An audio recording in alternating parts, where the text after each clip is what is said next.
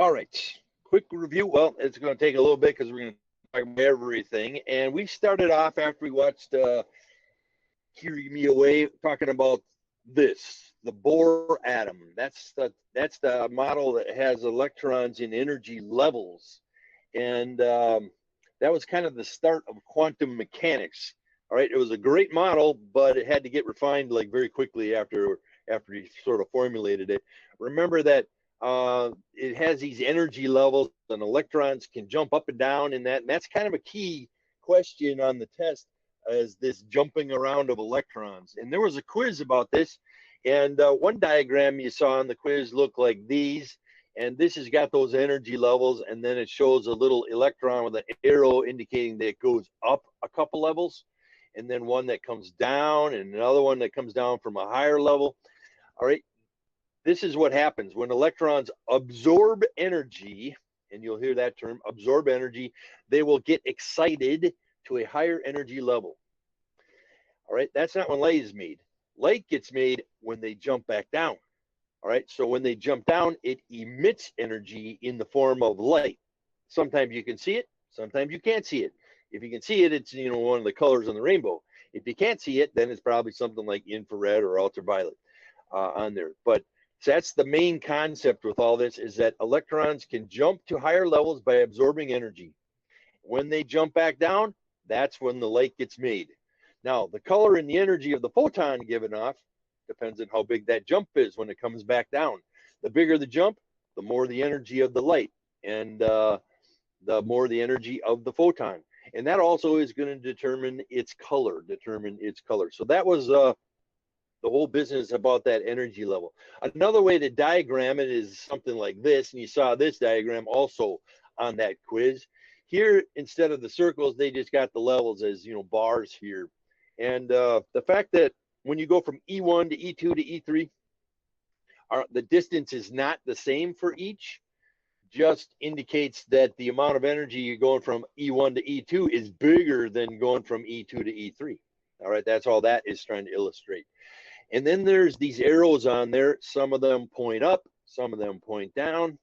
The ones that point up, energy is being absorbed and the electron jumps to a higher level.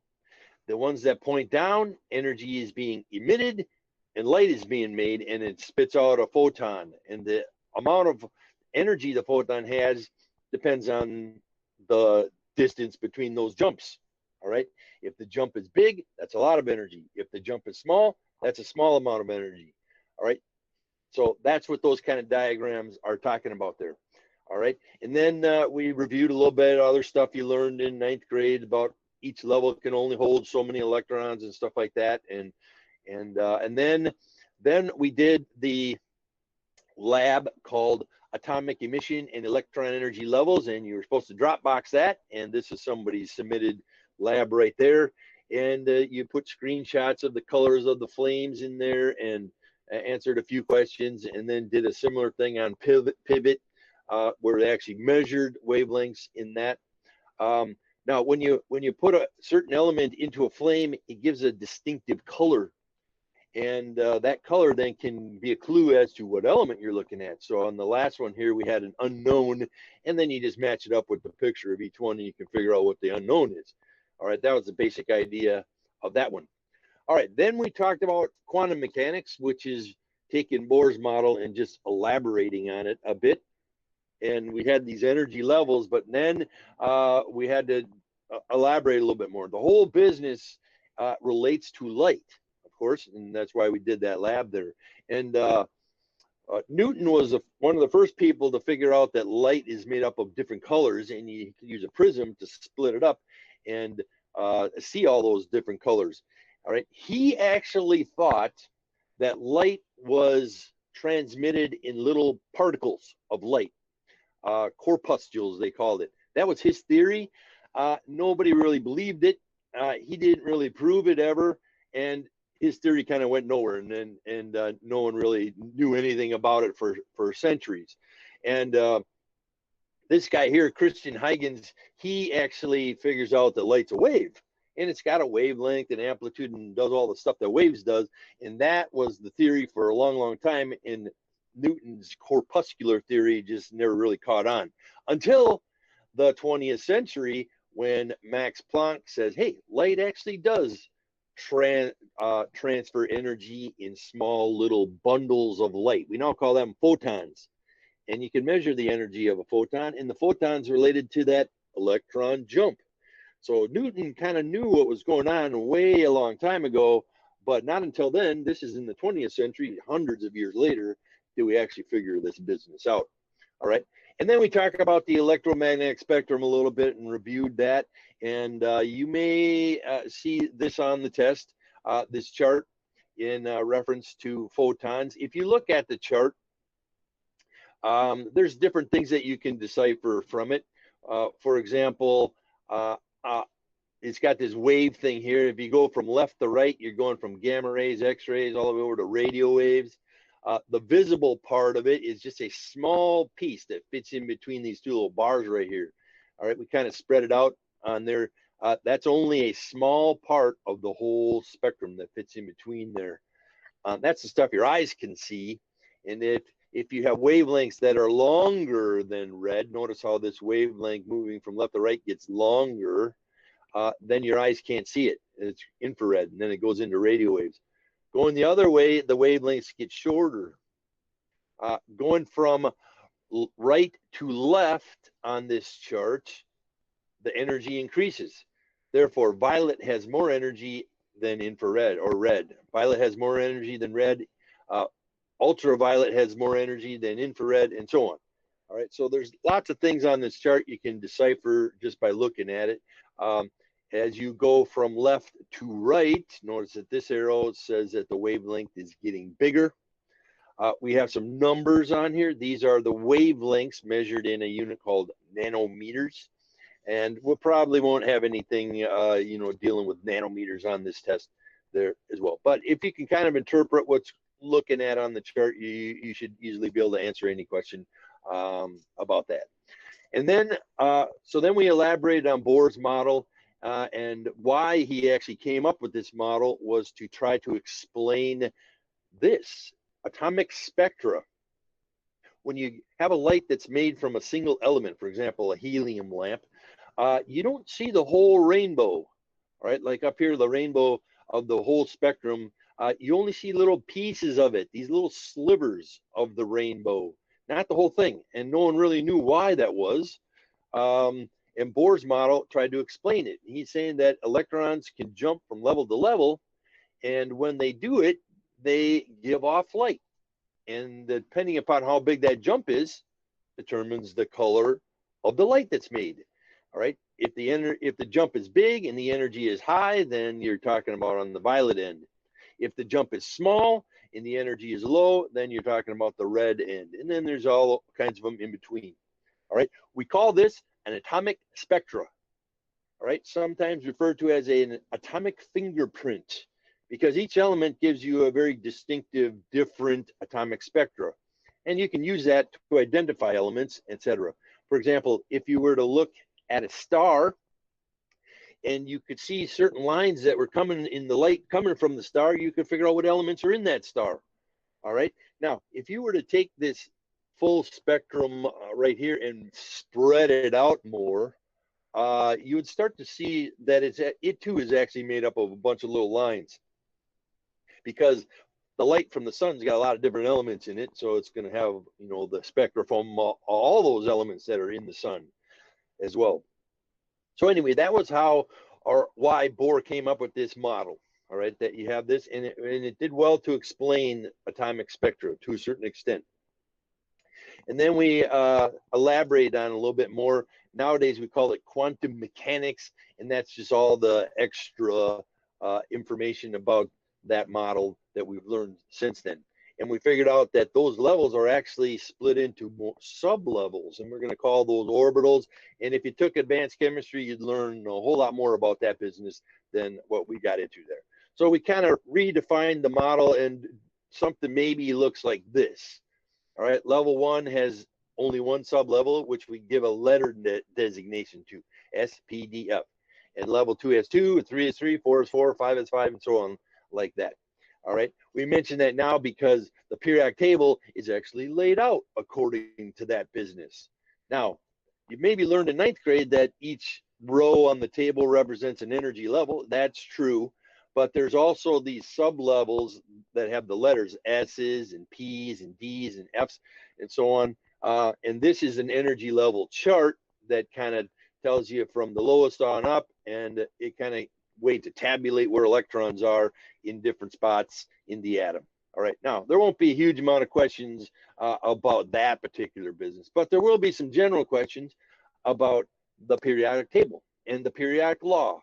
All right, periodic law, you can just read what that says there. There may be a question straight away on that. What is the periodic law? All right, we just arrange it according to repeating patterns of physical and chemical properties. All right, we talked about this. Skip that guy. This guy. Skip this guy. No questions about him. There is a question about this guy though. Dmitri Mendeleev. We consider him to be the father of the periodic table.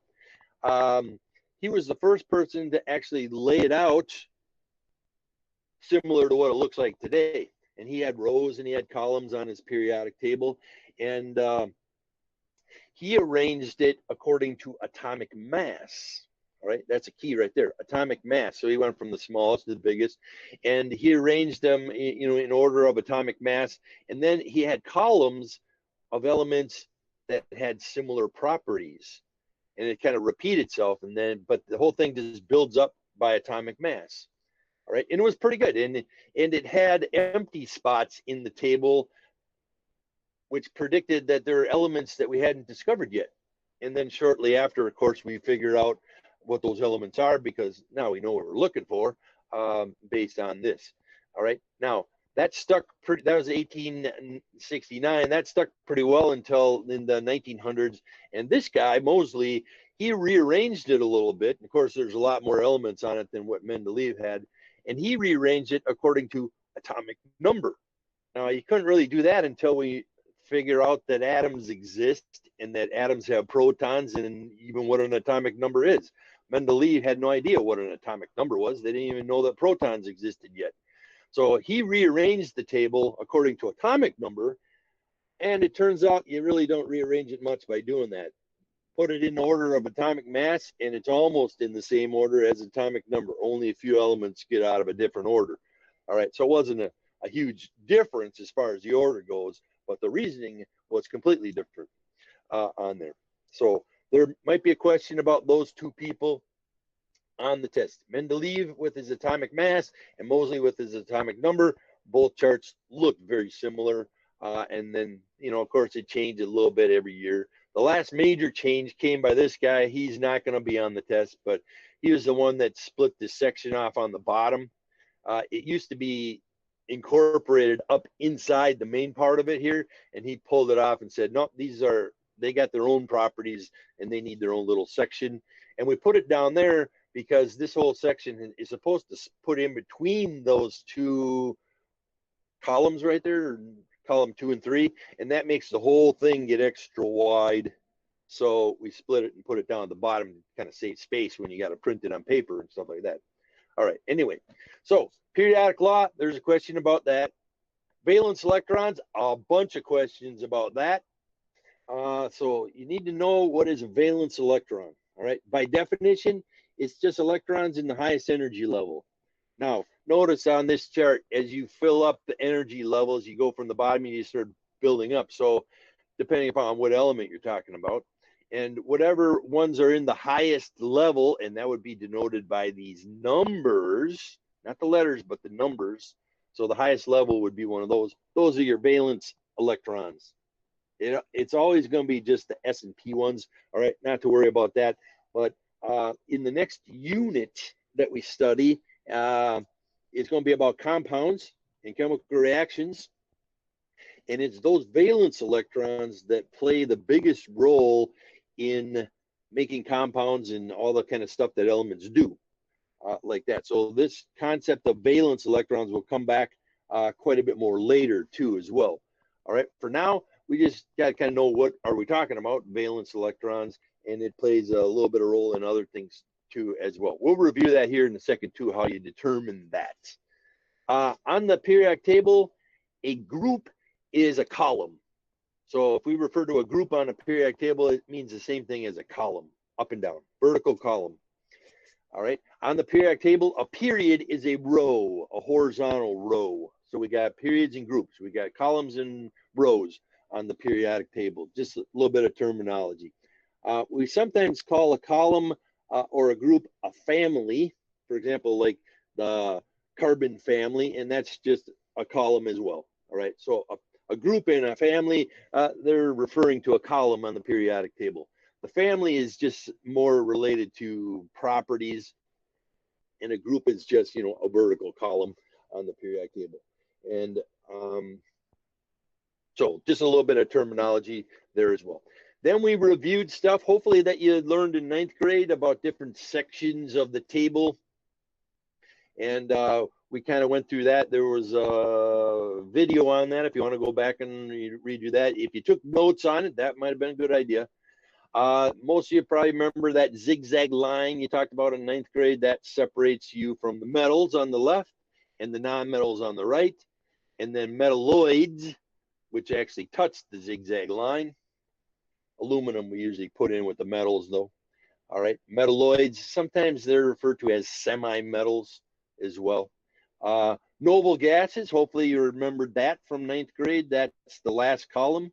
Those elements hold a special place in chemistry in that they're very stable. They do not undergo chemical reactions. They do not become part of compounds. They're all good just by themselves, which is why they're gases, something else we'll probably talk about later down the road too as well. All right, other categories, the SPDF blocks, no questions on the test about that.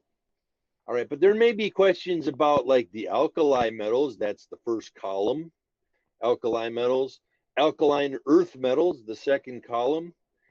Sometimes the columns are numbered 1, 2, 3, or 1A, 2A. Your periodic table has it listed both ways, like that. Transition metals, that big section in the middle. The inner transition metals are those ones on the bottom. They sometimes go by other names too, like rare earth elements, inner transition metals, lanthanides, actinides. All right, but they're the inner transition metals part of it. Remember that that whole section actually is supposed to be in between column 2 and 3 right there. All right, so it is part of the transition metals.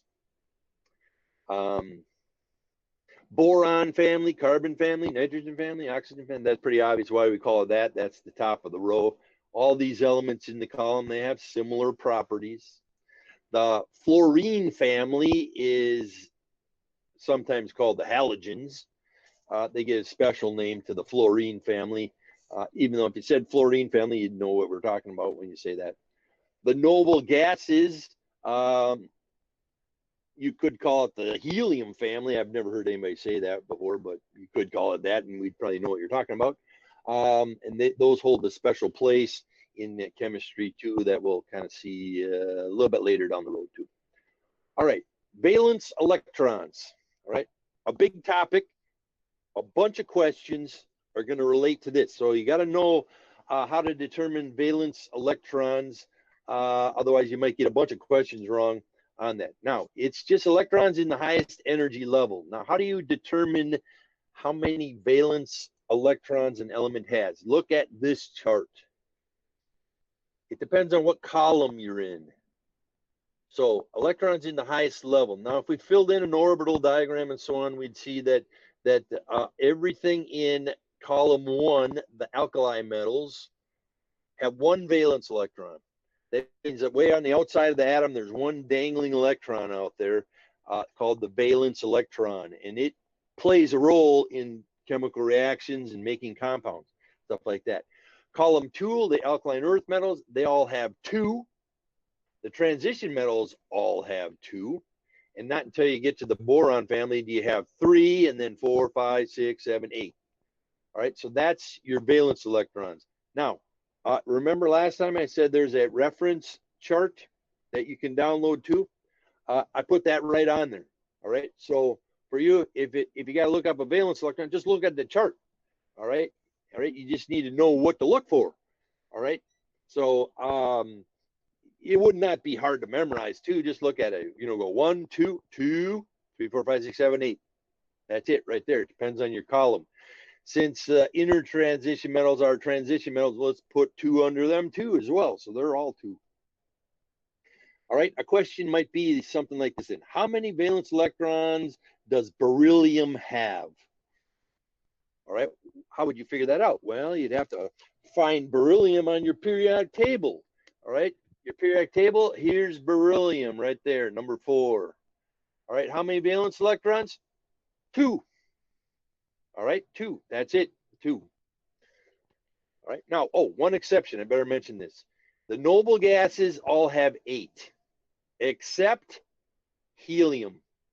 It's only going to have 2 because helium doesn't even have 8 electrons. It only has 2, so you can't say that it has 8. So even though all the noble gases have 8, except for helium on there, like neon, argon, they all got 8 valence electrons. They got more than 8 electrons, but they only have 8 valence electrons. All right, helium doesn't even have 8 electrons, so it only has 2 valence electrons. All right, kind of a little bit of an exception. All right, how about sulfur? All right, finding it on the table. There's sulfur right there. Sulfur. It has 6. Nope, excuse me. It should have 6. Better fix that. That should be a 6 right there. Sulfur should be 6. I fixed it on a different slide and I forgot to fix it on this one. All right, silver is right here. That would be 2. Potassium, that would be 1. All right, kind of get the idea? You just got to look it up. Look up what column it is in. What column it is in. All right. What's the most number of valence electrons? Of course, that's going to be 8. The noble gases have 8. Now, why is it only 8? If I add 1 more electron, say to argon, now I'm starting a new highest level. And then the whole thing repeats itself. All right. We call 8 electrons an octet. And all the elements are going to try to obtain an octet by making compounds and doing chemical reactions. All right. More stuff we'll talk about later. More stuff we'll talk about later.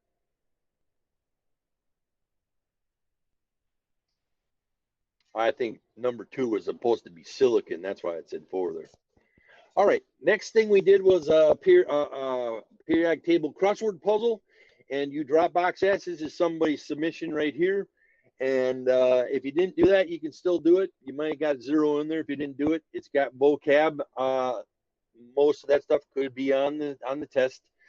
This person that Dropbox this here didn't finish across number 2. That says carbon has how many valence electrons? How would you determine that? You'd have to look at this chart. Here's carbon right there. It should have 4. So number 2 across should say 4. 4 has 4 valence electrons. All right, then we did this POGIL worksheet. 2 days we did on this.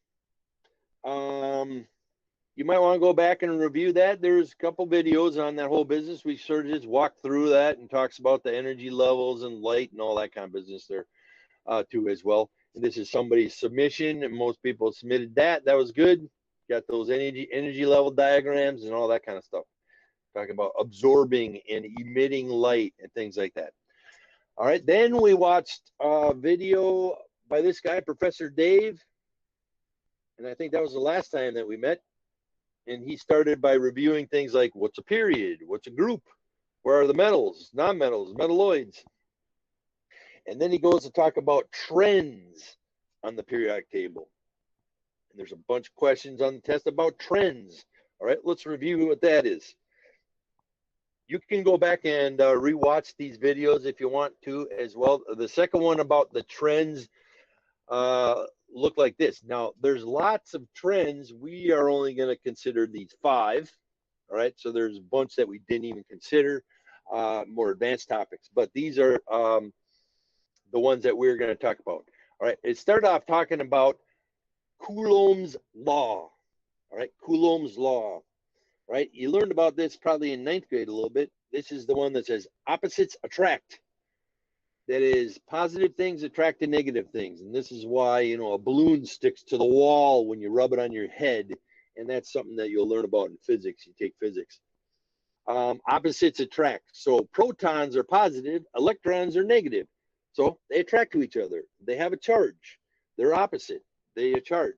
Two protons would both be positive, so they would repel each other. Two electrons, both negative, so they would repel each other. But protons and electrons attract to each other. That's what keeps the atom held together. The electrons are attracted to the protons that are in the nucleus. Now, how strong is this attractive force? Well, that depends on how much charge the two things have. All right, if they're opposite, they're going to attract. If they're the same charge, they'll repel. But the magnitude, how strong the attraction is, depends on how big the charges are. All right, looking at this diagram here, we got a +1 and a -1. They're attracting to each other with some certain amount of force. If I have a +1 and a -3, that attraction is bigger because the difference in their charges is bigger. All right, these two different by a magnitude of 2. Think of like a number line. You go from -2 over to +1, that's a difference of 2 on the line. If you go from -3 to +1, that's a difference of 4. So that's a bigger difference. So these two would attract with a stronger force. All right, likewise. Now, all three of these are opposites attract, and they're just illustrating that there's a difference in the actual force. Now, for us, this would be applied to things like the protons in the nucleus and the electrons on the outside. All right. Now, there's another part to Coulomb's law, and that's related to the distance between them. If they're further apart, then the force gets weaker and weaker. All right, it's kind of like similar to gravity, but it's a different reason. It's for static charges. Now, here we got 3 illustrations, and they're all the same charges. They're all attracting to each other, but the one that is closer together is going to be the one that has the greater force. All right, the closer they are, the greater the force. The further they're apart, the less the force. All right, so that's another part of Coulomb's law. So Coulomb's law kind of governs, what's going on with inside the atom. The bigger the nucleus, the stronger the attraction for the electrons.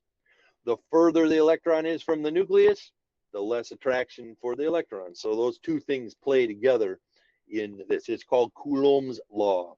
All right, and then it goes on to talk about these various trends. All right, you can go back and watch that video again if you want. Let's just review what we mean by these trends, because this could be a little bit tricky stuff. All right, we're considering 5 different ones.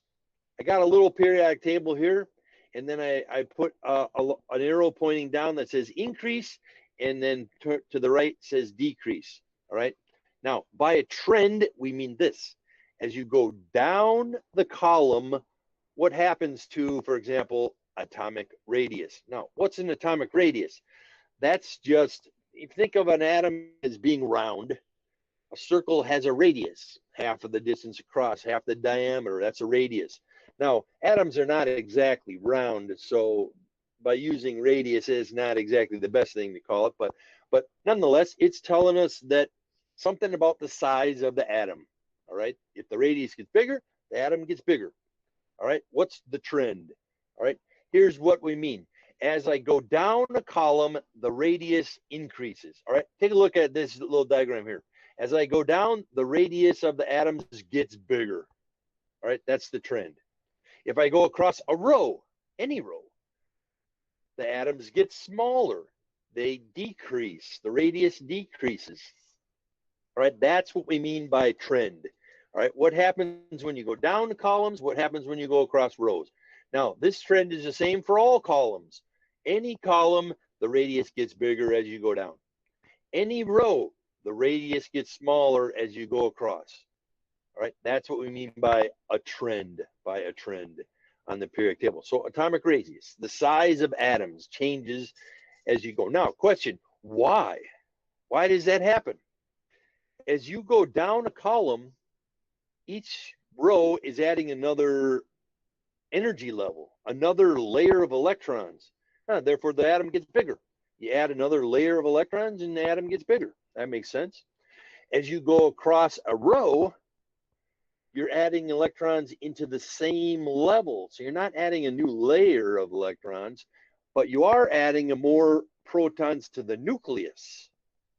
And because the nucleus is getting bigger and having more charge, it's going to pull on the electrons more, and the atom will get smaller.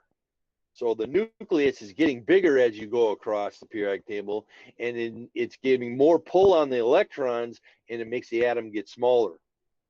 All right. Then when you start a new row, the atoms get bigger, and you start filling up a new level, and then they get smaller and smaller as you go across again. All right. That's what we mean by a trend on the periodic table. It's just what happens when you go down a column across a row for various properties. All right. Atomic radius being one of those.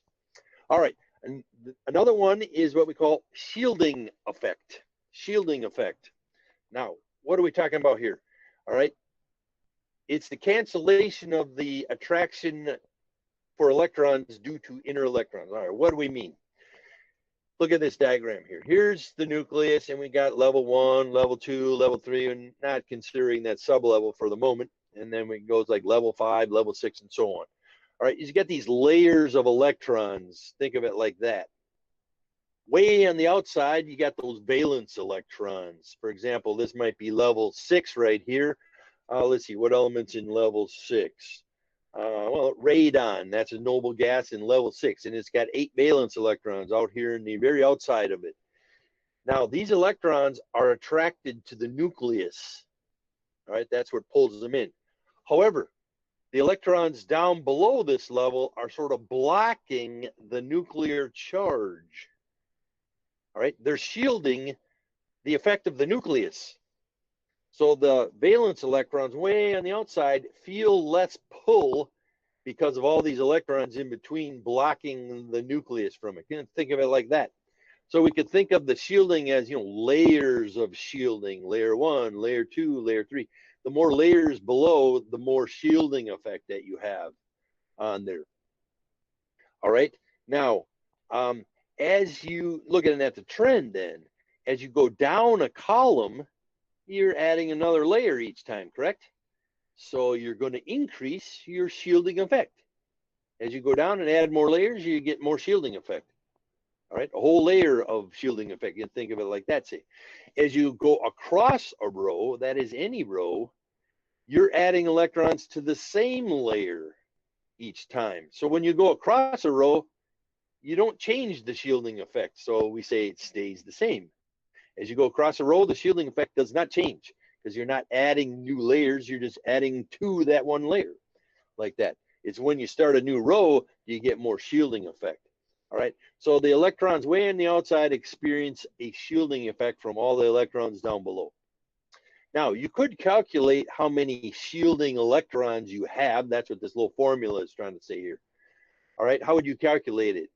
You could take the number of protons, which is really the same as the number of electrons that an element has, subtract the number of valence electrons, that's the ones on the outer level, and then now you'll have the number of shielding electrons. All right, let's take an example. How many shielding electrons does a neon have? Well, you look at your periodic table, and right there, this box is neon. And being a noble gas, it's got 8 valence electrons. And being atomic number 10, it's got 10 protons and 10 electrons. All right, so if it's got 8 valence electrons and 10 protons and 10 electrons, then I can take 10 minus the 8, and it has 2 shielding electrons. All right, and that's all you get in level 1 anyway.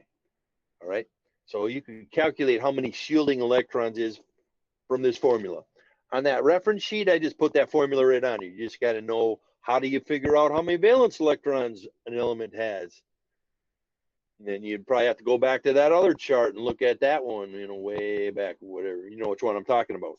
All right, so that's an important chart to determine the valence electrons, so you can figure out how many shielding electrons there are. All right, that's one property that has a trend. As you go down, it increases. As you go across, it just stays the same. All right, another property, effective nuclear charge. Now we got nuclear charge. That's just how many protons are in the nucleus. But the effective nuclear charge is what you get after you cancel out the shielding effect stuff. All right, what do we mean? Now, we sometimes refer to this as Zeph. In the video, she talked about Zeph. What that is Z effective. Z effective. Z is sometimes used to denote an atomic number. Z is for the German word for number. And we use it to denote an atomic number. Now, we didn't talk about that before, but that's what that Z is there. So Z effective is effective nuclear charge. All right, just the way we go. Sometimes we just write ENC, effective nuclear charge. All right, now what is this? All right, now we have that shielding effect that we just talked about there. And that cancels out some of the nuclear charge to the electrons on the outside. So the valence electrons have some of that nuclear charge sort of canceled out, and that's what that shielding effect is. So what's left over after the shielding effect cancels out is what you have for effective nuclear charge. All right, now how does this trend go? As you go across a row, any row, the shielding or the effective nuclear charge increases. Of course, the nuclear charge increases, but the effective nuclear charge also increases. All right. As you go down a column, however, the effective nuclear charge does not increase. It just stays the same. As you go down a column, you are adding protons to the nucleus, and you are getting a bigger nuclear charge, but each time you do a new row, you're also adding a layer of shielding. So the increase in the nucleus is kind of canceled out by the increase in shielding effect. So the effective nuclear charge just stays the same as you go down a column. So the valence electrons way on the outside are held in by almost the same amount of force, no matter what row you're in. All right, so as you go across a row, however, you're adding more protons to the nucleus, so the nuclear charge is increasing, but you're not adding layers. You're just adding to a layer, not adding layers. You're adding to the layers, so you do get an increase in the effective nuclear charge. All right, now, if you had to calculate the effective nuclear charge, or Z effective, how would you do it? Well, you could do this. Take the atomic number, subtract the shielding electrons, and you'll get the effective nuclear charge. All right, now, as it turns out, if you do that, you end up with exactly the same number as the valence electrons. All right, so you could think of it either way. Probably the simplest way is that the effective nuclear charge has the same number as the number of valence electrons. All right, if you know that, you don't have to calculate anything. All right, however, Z effective is talking about the protons, where valence is talking about electrons, but it's the same number. All right, so the effective nuclear charge for all of the noble gases is going to be 8, except for helium. Except for helium, it'll be 2. All right, so kind of just remember that. This little formula box right there, put that right on the reference chart too as well. You just got to know what you're looking at, how you use it, etc. Right, you'd have to be able to know how many valence electrons there are. So again, going back to that one chart that had the numbers on the top, that's an important chart. All right, let's see, what else? We had a couple more actually. Ionization energy. There's a bunch of questions about ions on the test. One of them about this ionization energy. And that's just the energy it takes to steal an electron from an atom. All right. If you try to steal an electron from an atom, the electron's being held in by the nucleus and Coulomb force and all that kind of stuff. And it takes some energy to steal an electron. All right. How much energy? Well, that depends on what element you're talking about. So we have this ionization energy, the energy needed to steal an electron. Just think of it like that. All right. Some elements, it's very easy to steal an electron. Other ones aren't going to allow you to steal their electrons at all. Like noble gases, you can't steal an electron from a noble gas. held in very, very tightly. All right. So ionization energy trends as you go down, that decreases. As you go across, that increases. It gets harder and harder to steal electrons. All right. Now, ion. What's an ion? An ion, and hopefully you remember this a little bit from ninth grade, it's an atom that has gained or lost electrons. An ion. It turns into an ion. It's ionized. And how many electrons it gains or loses determines its oxidation number, its charge. For example, you maybe recall, like on the periodic table, magnesium has a +2 charge. Well, that means that it lost 2 electrons when it turned into a magnesium ion. Now, if atoms lose electrons, they end up becoming positive because electrons are negative, and now you got more protons than you do electrons, so it's positive. A positive ion is called a cation. All right, there's a question on the test directly about that. What's a cation? A cation is a positive ion. Now, you look at the word and you go, that's cation. All right, what's a cation? Well, that's not how you pronounce it. It's pronounced cation, cation. Now, if you said cation, I'd probably know what you're talking about. But cations are positive ions. Now, that's regardless of how many positives. It could be a +1, a +2, a +3, +4. It doesn't matter how many pluses it has. If it's plus, it's a cation. If it's a negative ion, we call it an anion. Looks like anion, but it's anion. Negative ions. Those are atoms that gained electrons. And it might be 1 electron, 2 electrons, 3 electrons, etc. All right. When atoms like to turn into ions, because when they do that, they end up with a configuration very similar to a noble gas. And that's kind of jumping ahead to what we're going to talk about in the next unit. All right. But atoms like to turn into ions, and then they undergo chemical reactions and make compounds and all that kind of business. All right. For example, sodium is an element that likes to become positive 1. Sodium is right here. 1+. Na, 1+. Sodium ion. It's a cation. Chlorine, on the other end of the chart, likes to gain electrons and turn into chloride. And then you can put sodium together with chloride. Sodium chloride, regular table salt. That's a very simple compound, and most of you use it all the time. All right, sodium chloride. All right, that's jumping ahead a little bit, what we'll be doing in the next unit. All right, one other thing to remember is that when an atom turns into a cation, it gets smaller. Cations are smaller than the atom that they were made from. So if magnesium turns into magnesium 2+ ion, the 2+ ion is smaller than the magnesium atom. All right, that you just remember that. All right, remember that cations are positive, anions are negative. Cations are smaller than their regular atom, and anions are big, are large. That should say larger right there. Cross that out right there. That should say larger. I didn't even realize that. That should say larger than the original atom on there. So anions are that, larger than the regular atom. Okay, one more trend. Ionic radius. Ionic radius. We got the atomic radius trend, increases when you go down, decreases when you go across. Ionic radius, same thing. Increases when you go down, decreases when you go across. All right, it's the same thing. It's just different in size of ions compared to the atoms. All right, so those are 5 trends that we could consider on the test.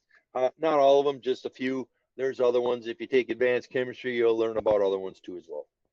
All right, these little charts I put right on that reference sheet so you can have those to kind of look at. All right, a question might be, what has more shielding effect? A sodium or a magnesium atom? Oh, then you look on your periodic table. Sodium is right here. Magnesium is just to the right of it. So who has more shielding effect, sodium or magnesium?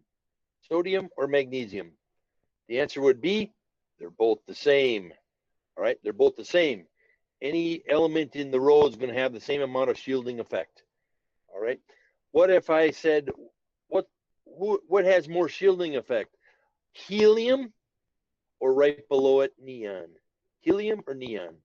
We'll say that neon has more shielding effect because it increases as you go down the column. So could be some questions like that. You just got to interpret what it is you're looking at on what property and things like that. All right. Okay. Reference chart. It's got this business on there. You're probably not going to have too many questions about this in the SPDF business there, but definitely about valence electrons and some stuff about trends and some stuff about calculating like the effective nuclear charge and that kind of thing there too as well. Periodic table, of course, you can print one out, have that for reference. That's always good. If you know where elements are on the table, that can give you a quick head start. Don't know if you learned symbols. You probably learned some symbols in ninth grade, I think, and that could be helpful. Like, where's copper? Cu, and zinc, and nickel, and so on. All right, that chart, if there's questions, you'll have that chart to look at too as well. All right, that's it. That's our crash course of everything we did during this unit.